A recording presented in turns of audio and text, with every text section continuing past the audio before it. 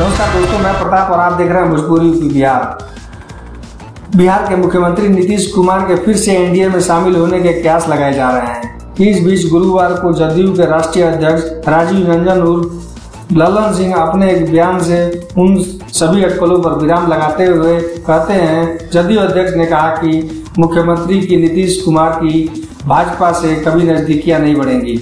ललन सिंह ने गुरुवार को पटना में पत्रकारों से बातचीत कर रहे थे। इस दौरान उनसे पूछा गया कि क्या नीतीश कुमार एनडीए में शामिल हो सकते हैं। इसके जवाब में उन्होंने कहा कि नीतीश कुमार 7 जन्म तक भाजपा की तरफ देखेंगे भी नहीं।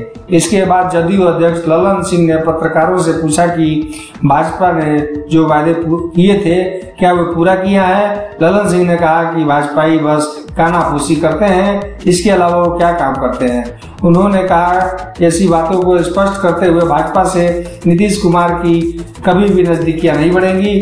जब ललन सिंह से सांसद मनोज झा से संसद में ठाकुरों वाली कविता मजे बवाल के बारे में पूछा गया तो उन्होंने कहा कि राजद सांसद मनोज झा के बयान को गलत ढंग से परोसा गया है। सब जानते हैं कि यह कविता मनोज झा की नहीं है, वह कविता ओम प्रकाश वाल्मीकि की है। उनका मकसद किसी भी समाज, जाति या धर्म को ठेस पहुंचाने का नहीं था। यह भ्रम फैलाने का काम भाजपा कर रही है। बता दें कि महिला आरक्षण विधेयक पर बहस के दौरान राजद सांसद मनोज झा ने ओम प्रकाश वाल्मीकि की कविता चूल्हा मिट्टी तालाब की और तालाब ठाकुर का सुनाई थी।